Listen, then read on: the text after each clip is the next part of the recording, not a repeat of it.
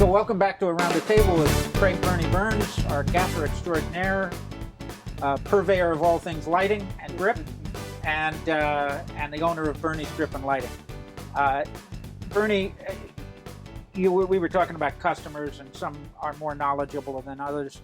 Well, you get out, a lot of it's on location. Studio stuff is a completely different beast, is it not? Studio is, here's the definition I use, is sort of the more of the environment that I can control, the better off I am. That's why God made studios, to That's control why God light. made studios. Yeah, Exactly. and maybe sometimes even sound. Yeah. So we get out on location, and of course the big problem is daylight.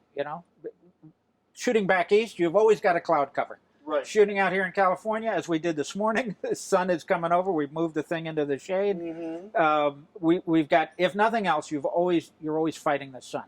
Mm-hmm. And most of the tools that you use are really to control the sun, not necessarily to add light. That's true, and that's the grip. And I prefer to think of it as, if you're fighting it, you're probably doing something wrong. You should be working with it. You know what I mean? You should be working with that natural environment and all those natural elements to enhance what you're doing, as opposed to try to controlling it. When I'm trying to control that, then I'm going to lay out, visqueen or a 40 by 20 solid out the window and black it out. Yeah. You know what I mean? And then start relighting. Then I'm in a studio again.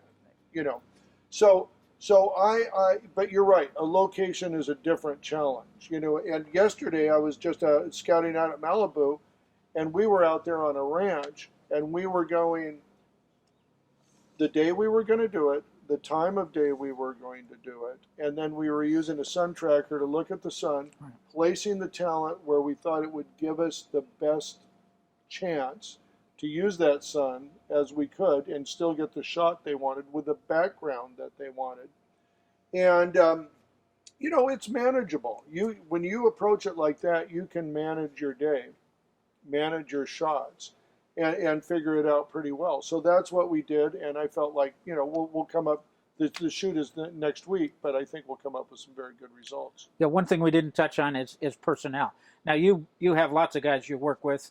They drive trucks, they're gaffers, they're whatever, pretty much grips, whatever somebody needs. But a lot of people, particularly producers, and my heart goes out to those producers who need to save a buck, but short shrift on personnel is a big mistake.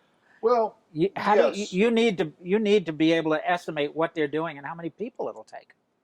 Yes, because they want to get out of there within a reasonable time frame, a 10 to 12 hour generally. But who gets blamed for delays first, if not the gaffer? Oh, the lighting is always. That's why I make it sure that I'm usually done before everybody else. And you know what? If I'm doing my job properly, that's the way. That should not be a hard thing to do.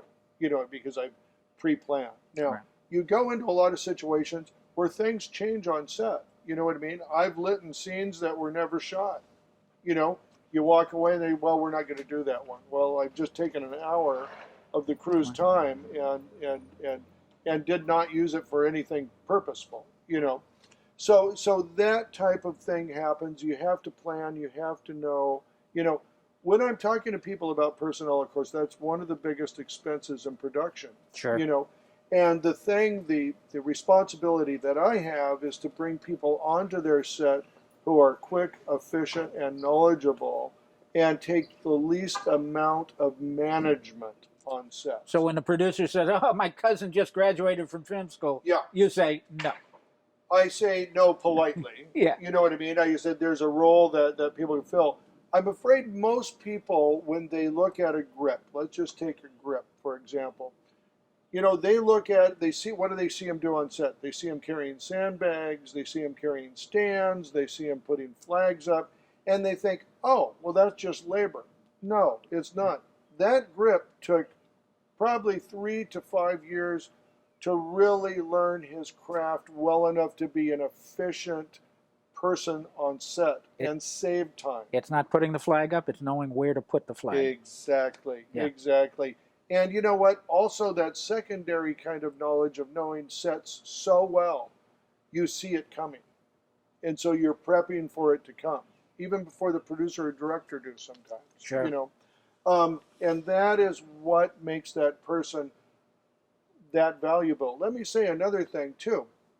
That person who you're paying $500 for a 10-hour day or $550 or something like that, part of that price is that person being available for your job when you have it that day.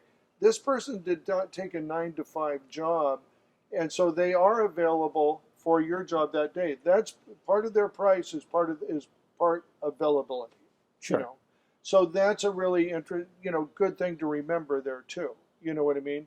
The guys should be making you money, not costing you money, and it's the way it goes. And it does drive people who don't know what they're looking at when they look at a set, or whether it's location or set, with the lighting or the grip guys sitting around. Right. And they don't understand, but they've already done their work. They're waiting. You can't send them home and ask them to come back. No, you're not going to break them midday. That Right. doesn't work. Right. They're there from the beginning to the end of the job. And anytime you think you're going to save money by getting less or cutting them off or doing whatever, is going to cost you. Yeah. You know what I mean? In one way or another. Right. Now, the thing about locations that I love is that a plane can go overhead at any time. At any time. Which is a great time to take a break. We'll continue the conversation with Craig Burnie Burns right after a short break. Look for the next segment on Around the Table.